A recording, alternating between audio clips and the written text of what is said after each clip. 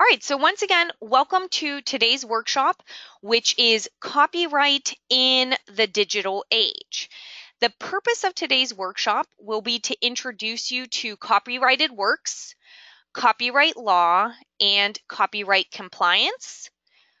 It's going to provide you with information on how to secure copyright permissions for works used in not only your coursework, but your theses and your dissertations as well.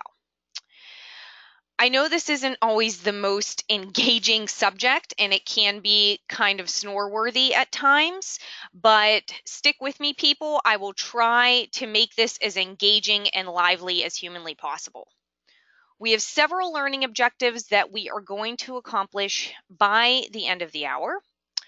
First off, we're going to talk about how you can identify copyrighted works. We will determine what action is needed in order to avoid copyright infringement. We're going to identify works that have special types of use license. And we're also going to talk about how you can identify works that are not even copyrighted. I also want to point you to, we've developed an FAQ page, so frequently asked questions around copyright, questions that we often get like, can I put an image in a PowerPoint? Can I utilize this test instrument?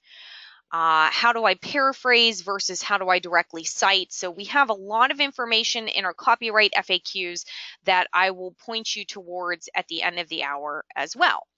I'm also going to start off by showing you a section in the library that we have based around copyright and plagiarism, and that's going to be accessed from our research process page. If you have attended any of our library workshops, or if you've reached out for some advanced search assistance from the library, chances are we've already pointed you towards the research process page in the past. For those of you who are not familiar with it, you'll access it here under Research Help. It's about midway down the list. So on the research process page, this is a guide that we, the librarians, developed from scratch, and it's intended to walk you through every single step of conducting research. We start by talking about how you can go about finding a research topic, and we end with scholarly publication, information for those of you who are looking to publish a journal article, a book, what have you. We have information on copyright and plagiarism, I believe here under organizing research and citations. So using the menu on the left-hand side, you could go directly to our copyright page. And here's a direct link to those FAQs I was discussing. We even have FAQs for faculty because copyright is exceptionally important to everyone at the university. So if you have a question around copyright, maybe it's already been asked and answered, you could refer to the copyright FAQs, and then we have a number of copyright resources here for you as well. So this information is going to go above and beyond what I can even cover in the hour. And then we have information on academic writing, and we have a blurb here on avoiding plagiarism and a number of links to help you understand plagiarism and how you can ensure that you are not plagiarizing.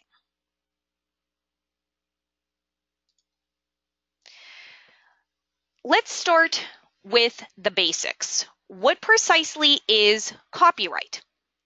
Copyright law protects the original works of authors or creators from being unlawfully reproduced and used.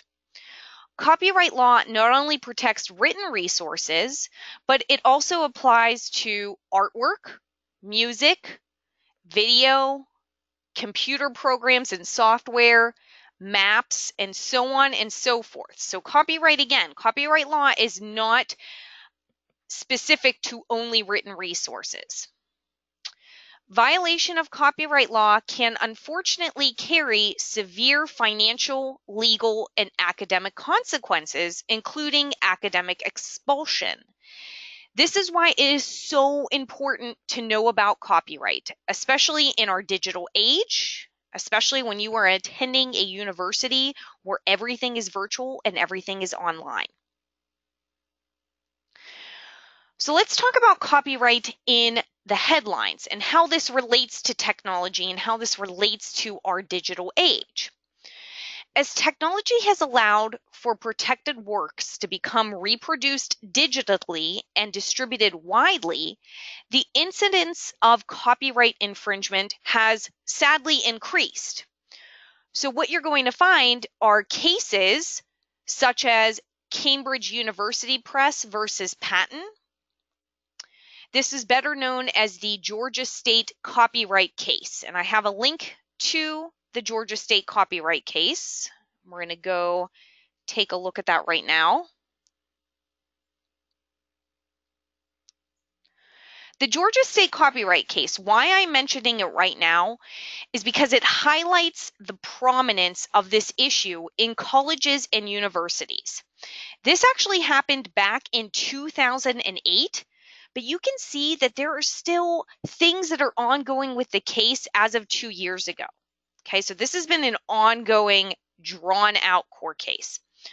What happened was 3 leading publishers, Cambridge University Press, Sage Publications, and Oxford University Press, those are all publishers that NCU Library subscribes to resources from as well. These 3 giant publishers filed a lawsuit against various officials at the Georgia State University, and this included the provost as well as the library dean. They were alleging copyright infringement. The complaint accused the university of engaging in pervasive, flagrant, and ongoing unauthorized distribution of copyrighted materials via their course management system. They were using Blackboard, okay? So that was their learning management system at the time. And they were claiming that the university was storing on its servers over 6,000 works that had been used in over 600 courses, and that these works had been repeatedly and systematically made available to faculty, students, and staff for downloading, viewing, and printing without first obtaining copyright clearance. So this is just one example. You can't just assume because something is out there on the web that it's free for you to use however you see fit. Now, I'm talking about a university system though, and I'm talking about leading publishers. So let's talk about more on a granular level how copyright affects you personally. In essence, if you use or reproduce any part of a resource that is not your own original creation, you will need to ensure compliance with copyright law. This includes, and I alluded to this at the very beginning, reproducing photographs, tables, charts, figures, sound files, artwork, and any other type of resource that you find useful in your research. Unless you are the creator of the original work, you should always assume that the resource is protected by copyright law until you can verify otherwise. In other words, err on the side of caution. If you are going to reproduce any type of resource in your own work, you should always assume that the resource is protected under copyright unless you can verify otherwise. I'm going to pause for a minute here. Like I said, unfortunately, this isn't the most engaging material ever. I'm not going to have an extensive amount of visuals for you in this workshop, but I want to ensure that we're all on the same page. Are there any questions about anything that I just discussed? We defined copyright. We talked about how copyright is even more important, in essence, now that everything is available digitally, and how it can affect universities and also how it can affect you as an individual student. Do I have any questions? Let me know in chat.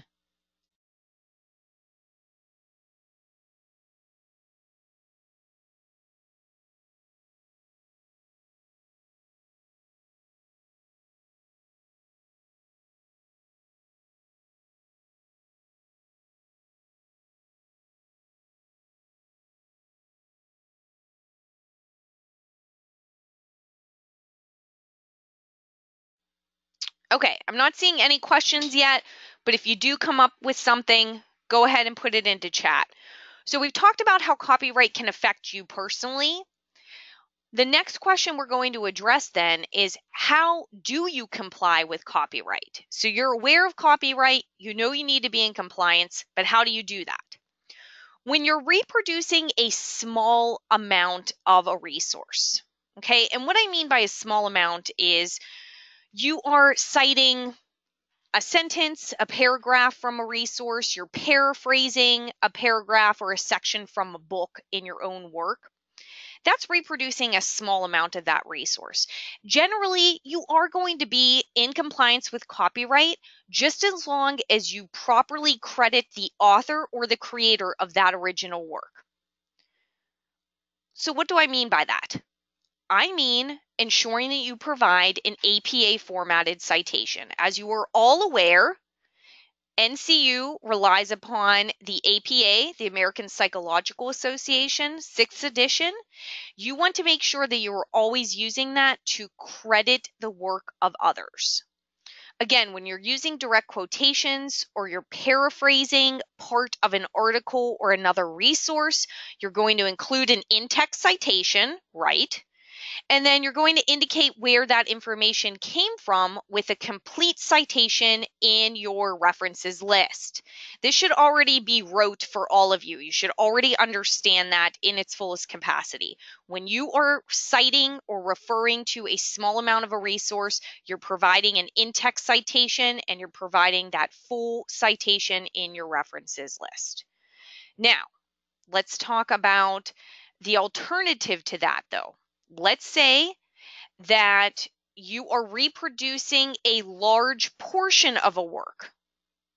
And an example I have is, let's say that for those of you enrolled in doctoral programs, that you are actually using a published test or survey instrument in your dissertation. So you're going to be reproducing that entire resource. If that's the case, then it's very likely that you will be required to request permission from the copyright holder. And we're going to talk about requesting permissions just a bit later in the presentation. Okay, so keep that on the back burner for right now. But first, I want to discuss another concept with you called fair use. And fair use is an important concept for you to understand as a student. If a work is for academic purposes, such as sharing with your class, then you should be familiar with fair use guidelines. And I have a link here to information on fair use directly from copyright.gov.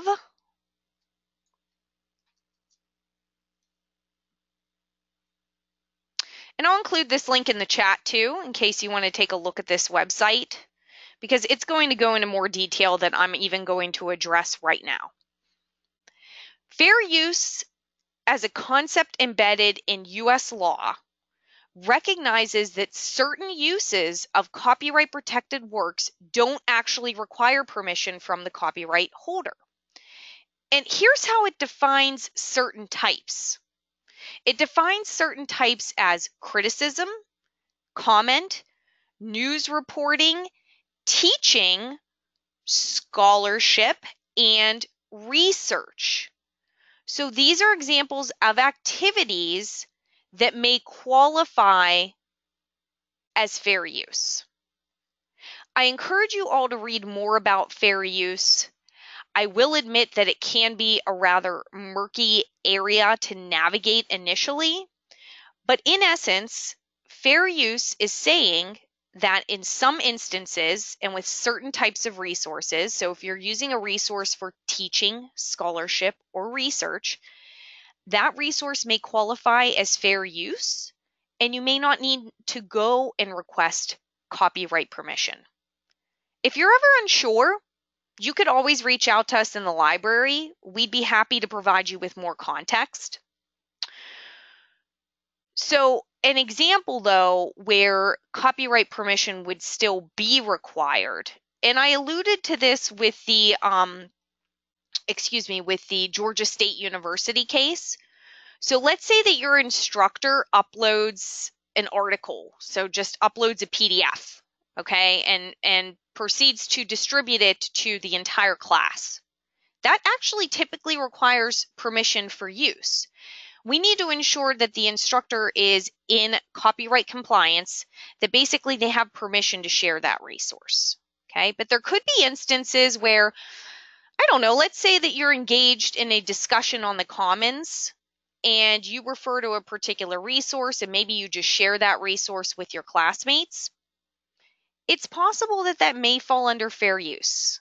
Again, fair use, unfortunately, it's not very black and white. It basically says you could be okay here to use this resource without permission.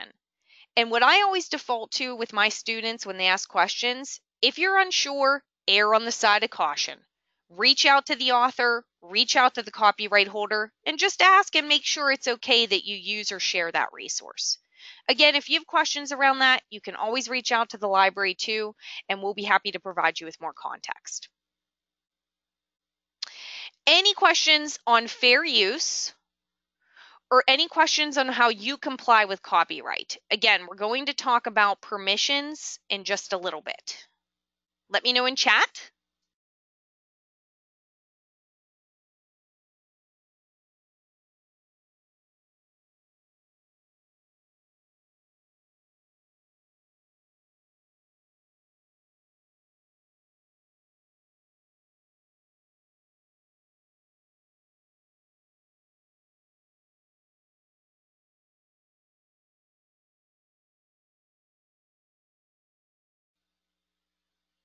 All right. So as we have discovered, if you're using a resource, you should assume that it is protected under copyright. But is there a more clear-cut way of determining if a work is protected by copyright? And the answer is yes, sort of. So how do you know if the work you wish to use is copyright protected? And what should you do if you wish to reproduce that information for academic purposes?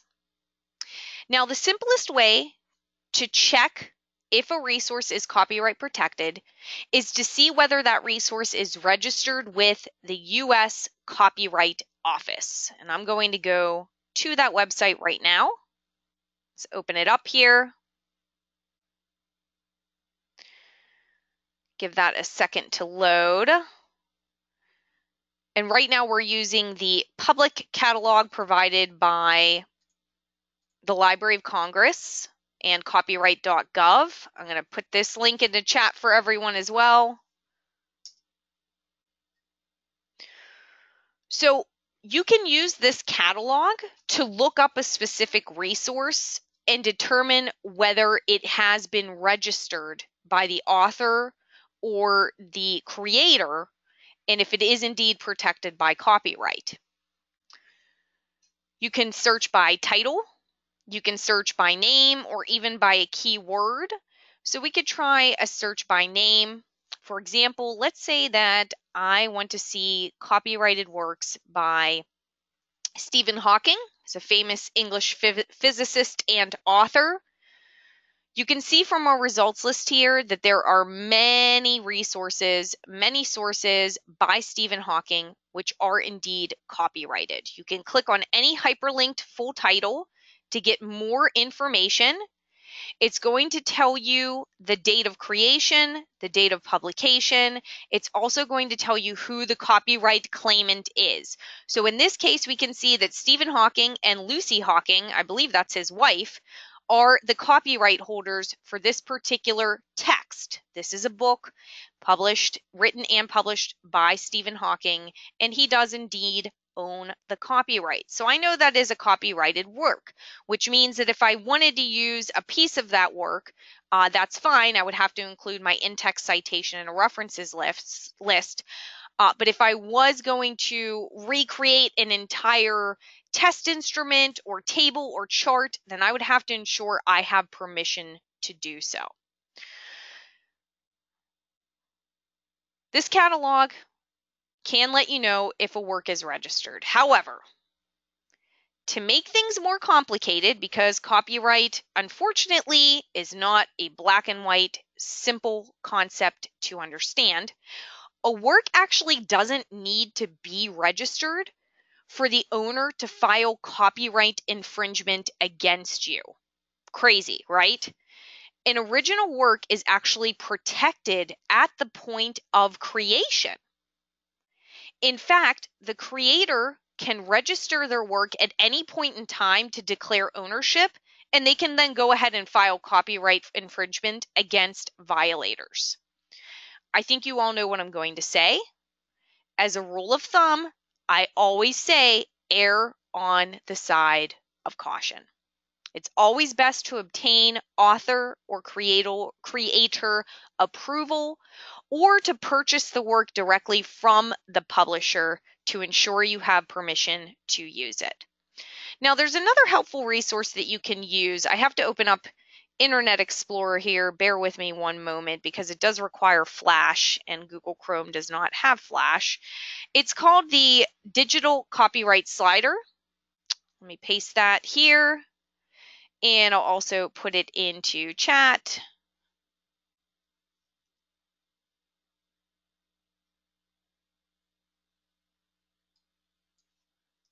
All right, that link should be in chat as well. So this is a helpful resource in determining whether or not a work is protected by copyright, because copyright has changed over time as well.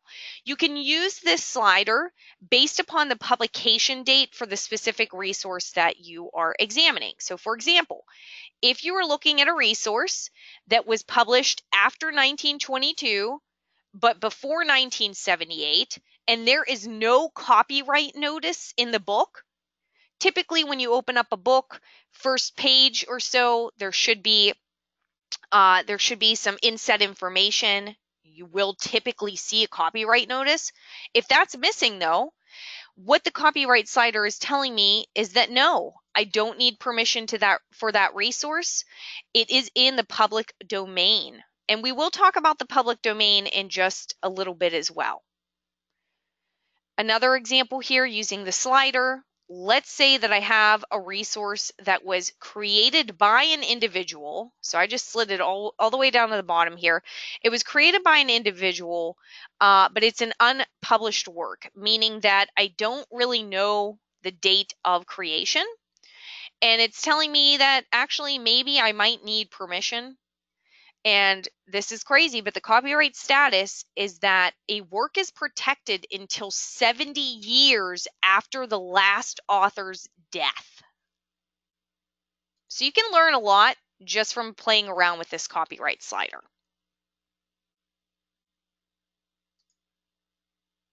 Okay. I mentioned that we would discuss requesting permissions, and this most certainly comes into play for, I would say, primarily our doctoral students, those of you who need to recreate a particular test instrument.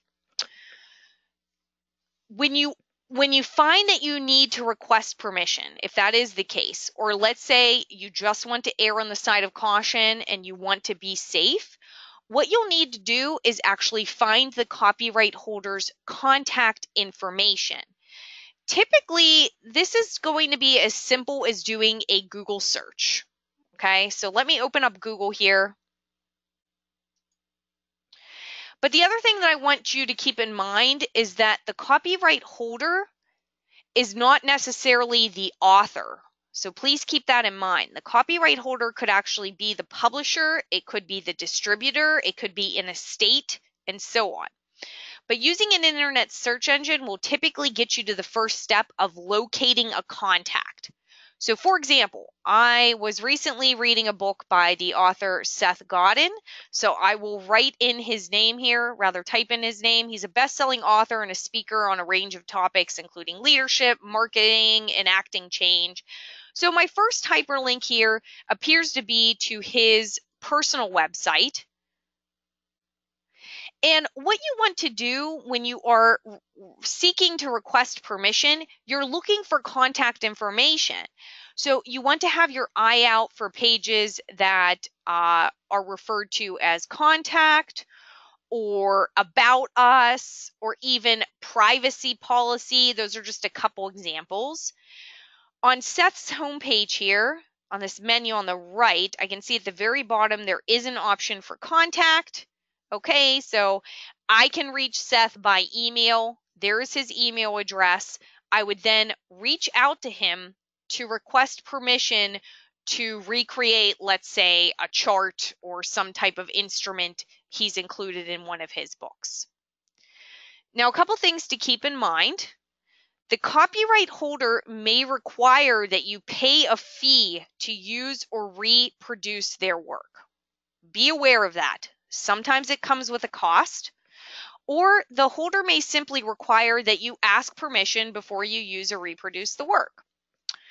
In this case, if you need to request permission, you can actually submit a written letter of permission.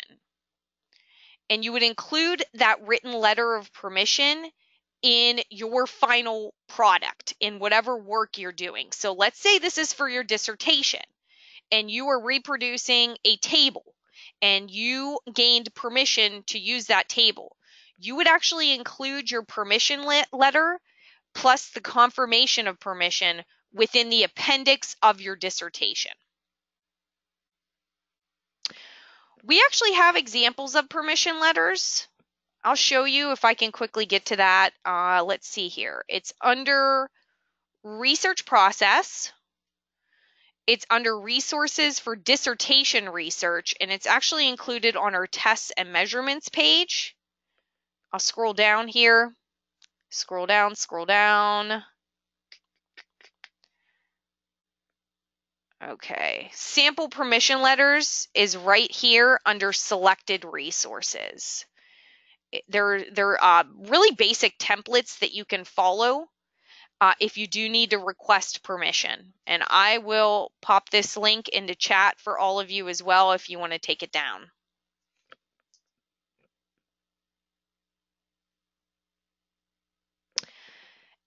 Any questions on requesting permissions?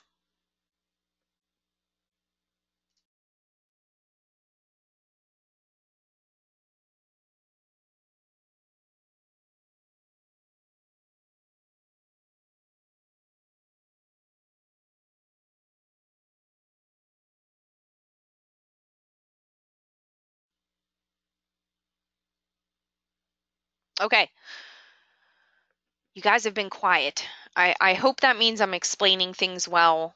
I thank you all for being here and for your patience. Again, I know this isn't the most enlightening or engaging subject matter, but it is important nonetheless. We only have 2 more things to cover here. So one thing that I want to talk to you about is something referred to as Creative Commons. And Creative Commons is, oh, great. Thank you, everyone. Okay, so you're all just saying you're doing good. Okay. Oh, there was a problem with the last link.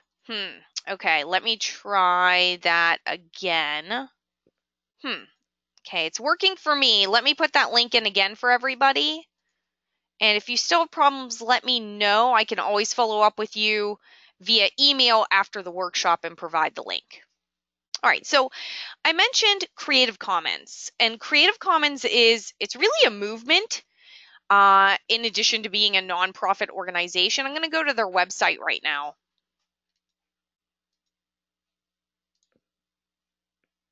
And I will, of course, include their link in chat as well.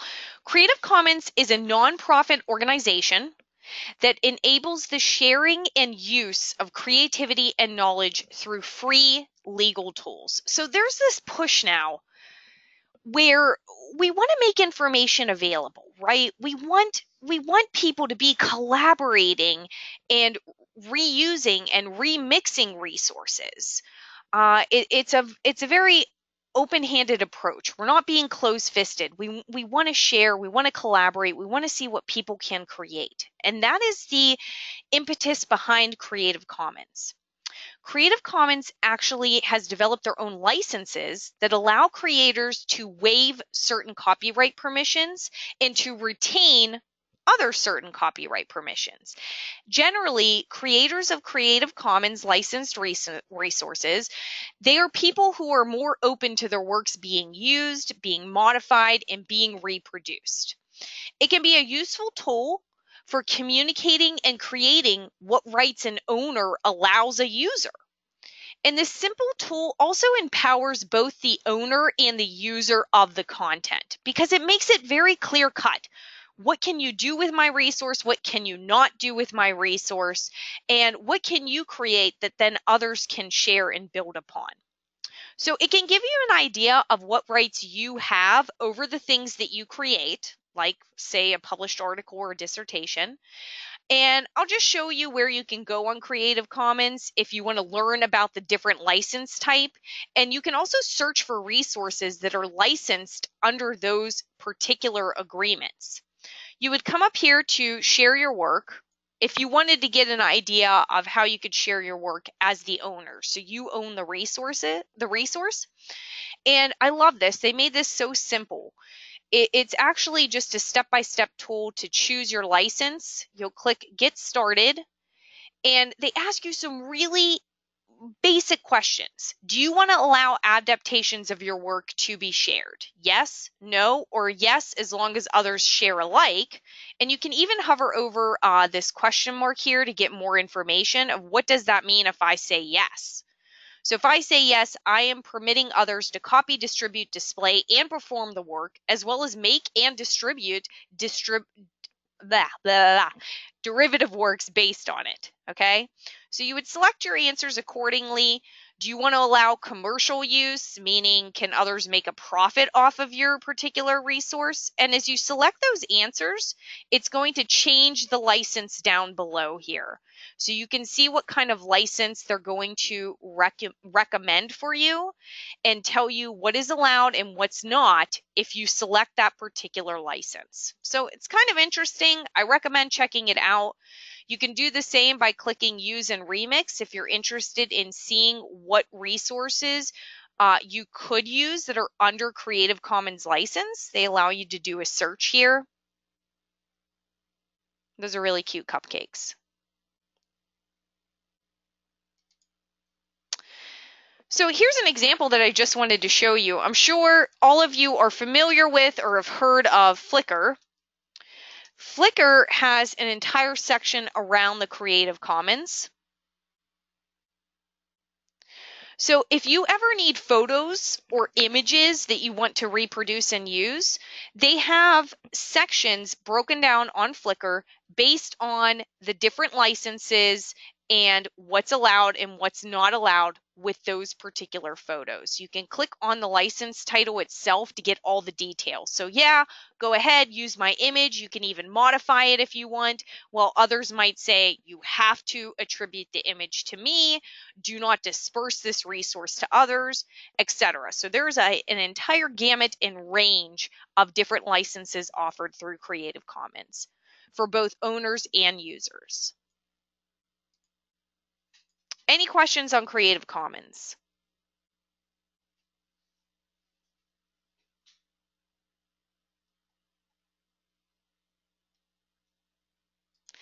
We only have one more thing to address here. It's a concept that I alluded to just a bit earlier in the workshop, and that is the concept of the public domain. So that term came up when we were looking at the copyright slider, if you recall. Let me see if I can just go back there. Yeah, so we were looking at resources published between after 1922 and before 1978, and it said that the copyright status was in the public domain. So what does that mean? Public domain works are those where either the copyright was never claimed, the copyright has expired, or the copyright has been forfeited. If a resource is in the public domain, what that means is that you are free to use that resource any way you want. You can use it, you can reproduce it. Public domain is a good thing. It means go for it. You can have that resource however way you want to have it. Now, that does not mean that you don't need to cite the resource. Okay, keep that in mind. You always want to cite or credit a resource in your papers, in your projects. It just means that you don't have to worry about gaining any type of copyright permission. And there are actually a number of various public domain sites out there and public domain repositories. One in particular that I find pretty fascinating is something called Project Gutenberg. So I'll show you what that looks like. I'm just going to Google it because I don't have the link in front of me right now. Project Gutenberg. Okay, so Project Gutenberg is an expansive public domain database of over 54,000 free ebooks. So there's no fee, there's no registration, there's no need to request permission to use any of these books. You are totally free to use them. You would just want to make sure that you cite them if you do happen to use any of them. They always highlight some of their most recent books. Okay, here's some old-fashioned flowers. You're able to either read that book in HTML, which means you could start reading it right in your web browser, or you can download to Kindle or as an EPUB file.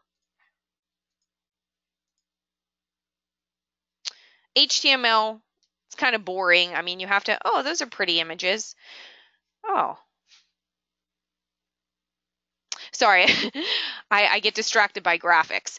But this could be a really interesting thing to take a look at if you're really into ebooks. If you have a Kindle or other ebook reader, definitely check out Project Gutenberg. Totally free, over 50,000 public domain books for you to examine. That is everything that I have for you people. Copyright is an expansive and ever-changing field.